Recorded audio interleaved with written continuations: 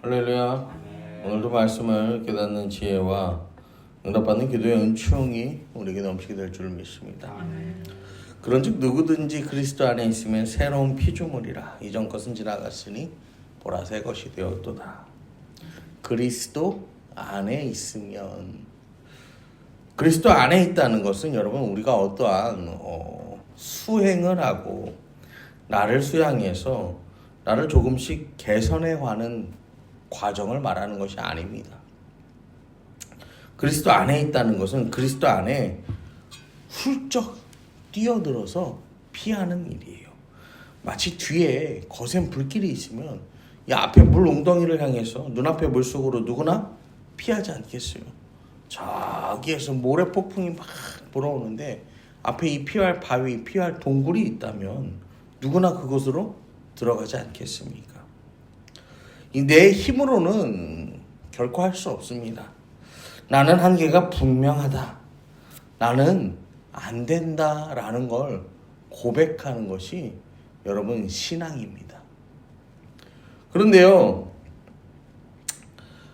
이 노력하면 가능하다라고 사람들을 속여요. 그게 뭐냐면요, 종교예요. 여러분, 신앙과 종교를 혼동하시면 안 돼요. 종교에 덫에 빠지면 안 되는 거예요. 수많은 종교들이 사람들을 속이고 있습니다. 그래서 못하는 거는 못한다고 하면 돼요. 안 되는 거를 안 된다고 하면 되는 건데요. 안 된다고 하면 되는 건데 못한다고 하면 되는 건데 사람들은 현혹하죠. 그래서 마치 되는 것처럼, 조금만 노력하면 되는 것처럼.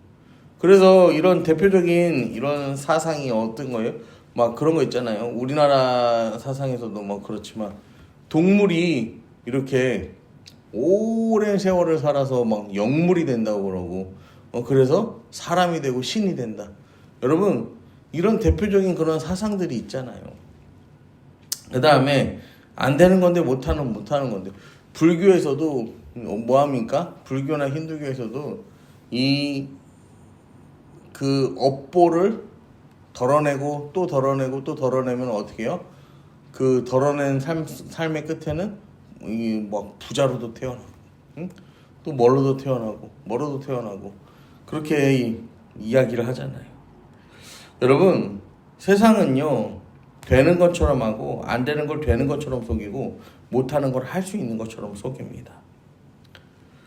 그래서 여러분, 믿는 우리는 이 신앙의 자리로 가는데, 여러분, 우리가요 뭐 이것도 하고 저것도 하고 그것도 하고, 여러분, 그래가지고는요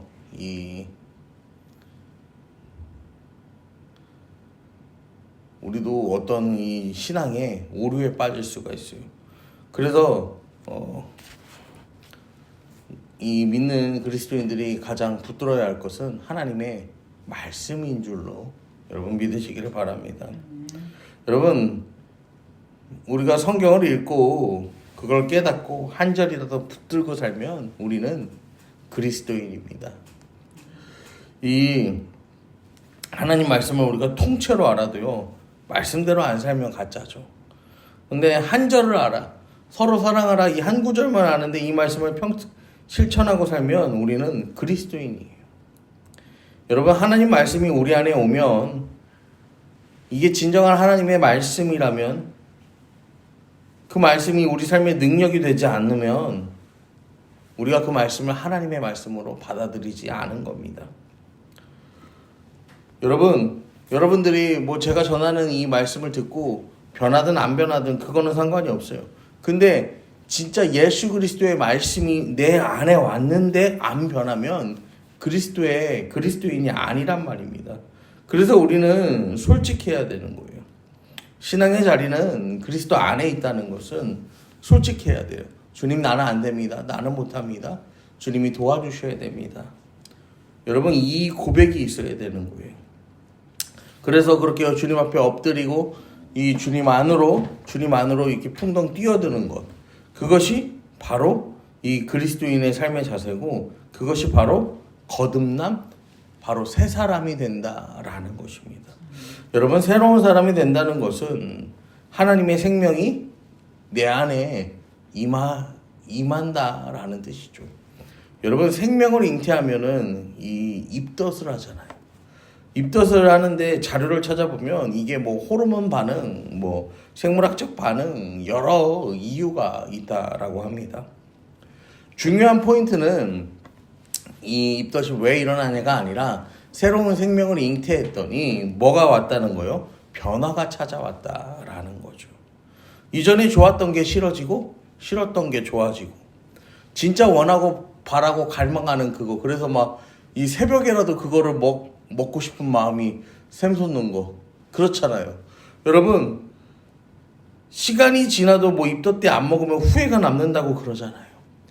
도저히 여러분 예수를 사랑하지 않고서는 배길 수 없는 그런 갈망이 우리 안에 있어야 되는 거예요. 그래서 우리도 예수가 내 안에 들어왔더니 하나님께서 내 안에 들어와 계시니 이전에 좋았던 것은 싫어지고 이전에 싫었던 것이 좋아지고 내가 이 예수를 위해 주를 위하여 도저히 이걸 하지 않고서는 배길 수 없는, 내가 이걸 잠도 잘 수 없는, 여러분 그러한 변화가 우리 안에 있어야 된다라는 거예요. 그래서 이러한 변화에 대해서 사도 바울은 뭐라고 고백하죠? 과거에 나는 이미 죽었다라고 고백을 해요. 스스로 새로운 피조물이 되었다는 것은 이 하나님을 새로운 창조주로 만났기 때문에 내가 새로운 창조주로 나에게 오신 그분 안에서 새로운 피조물이 되었다라고 바울은 고백하는 것이죠. 그래서 18절 19절을 보시면 모든 것이 하나님께로 났으며 그가 그리스도로 말미암아 우리를 자기와 화목하게 하시고 또 우리에게 화목하게 하는 직분을 주셨으니 곧 하나님께서 그리스도 안에 계시가 세상을 자기와 화목하게 하시며 그들의 죄를 그들에게 돌리지 아니하시고 화목하게 하는 말씀을 우리에게 부탁하셨느니라. 새로운 피조물이 돼서 받는 사명이 뭐냐면요, 화목하게 하는 말씀을 부탁받는다라는 거예요. 화목하게 하는 소명을 받는다라는 거예요. 여러분 하나님께서 하나님과 우리를 화목하게 하셨기 때문에 하나님께서 우리를 하나님과 우리 사이의 관계를 이 화목하게 화해시키셨기 때문에 여러분 이 화해하다라는 단어가 카탈라스라는 히브리어 헬라어인데 이게 원어가 뭐냐면요 바뀌다라는 뜻이에요. 체인지. 또 교환하다라는 뜻이 있어요. 그러니까 누가 누구를 화목하게 하려면 뭐 해야 된다는 거예요? 바꿔야 돼요. 교환해야 돼요. 내가 다른 사람과 화목하게 하려면 내 시간을 들여야 되고 내 돈을 들여야 되고 내 정성을 들여야 되는 거예요. 그래서 그 사람의 불편함과 내 편안함을 어떻게 해야 되는 거예요? 바꿔야 되는 거예요. 그래야 화해가 일어나요. 여러분 내가 전적으로 손해를 보는 일이 화목해 하는 사명이에요. 보세요. 여러분 화목하게 하는 직분이라는 건 내가 손해보고 살기를 결정하는 일입니다. 그래서 우리 예수님께서 십자가에서 죽으시잖아요. 하나님의 의가 우리에게 들어오고 우리의 죄가 전가되잖아요. 그 죄의 전과 제 하나님의 의가 들어오고 죄가 전해지는 이 교환이 어디서 일어나는 거예요? 십자가에서 일어나잖아요. 그로 인하여서 우리가 화목해 되었잖아요. 여러분 우리 예수님이 죽으신 이유입니다. 우리 죄를 몽땅 뒤집어 쓰시고 죽으신 거예요. 그래서 20절, 21절을 보시면 그러므로 우리가 그리스도를 대신하여 사신이 되어 하나님이 우리를 통하여 너희를 권면하시는 것 같이 그리스도를 대신하여 간청하노니 너희는 하나님과 화목하라. 하나님이 죄를 알지도 못하신 이를 우리를 대신하여 죄로 삼으신 것은 우리로 하여금 그 안에서 하나님의 의가 되게 하려 하심이라. 그래서 십자가 위에서 우리가 그리스도와 함께 죽음으로 말미암아 우리 또한 하나님의 의를 전가받는 자가 되었고 이젠 더 이상 하나님과 우리가 불화하지 않는 존재가 되었기 때문에 이 하나님과 화해가 일어나면 여러분 나 자신과도 화해가 되는 거예요. 그래서 자기 스스로를 용서가 되는 거예요. 내가 좀 못나도 용서되고 내가 좀 실수해도 나를 정죄하지 않고 그렇게 나를 용서하는 자가 되어야 남을 용서하는 자가 되는 겁니다. 여러분 세상이 분노하고 있는 까닭은 사실은 자기 자신에게 분노하고 있는 거예요. 그 분노가 남한테까지 확장되는 거예요. 그래서 이 묻지마 범죄, 불특정 다수를 향한 어떤 범죄가 일어나잖아요. 그러면요, 그 사람들도 뭐라고 합니까? 그냥 화가 나서 그랬다. 뭐 이렇게 얘기하잖아요. 뭐 순간 이성을 잃었다. 그러잖아요.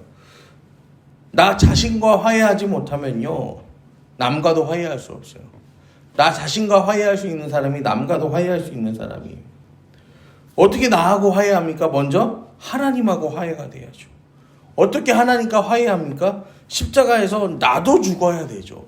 십자가에서 예수님이 대신 죽으신 것을 받아들이는 것, 그래서 모든 인류가 죽었다라는 것을 고백하는 것, 이게 우리 신앙 고백이 됩니다.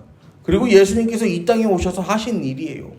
그 일을 통해서 우리가 의롭다함을 입게 되었고, 그로 말미암아 우리는 이제 분노하지 않으니까 누구를 시기하지도 않고 질투하지도 않고 불화하지도 않게 된다라는 것입니다.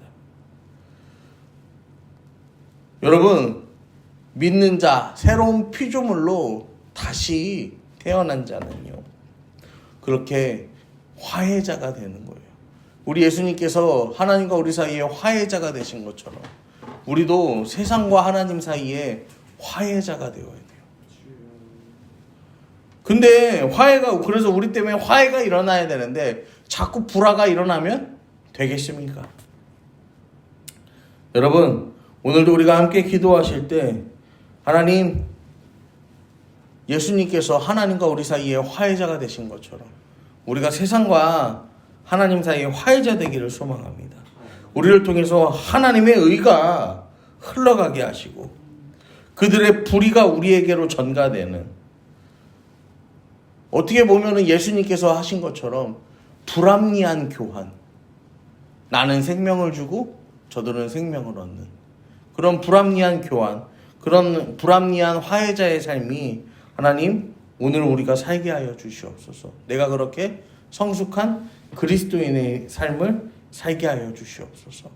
그렇게 믿음으로 기도하며 나아가는 저와 여러분 되기를 간절히 축원합니다. 아멘.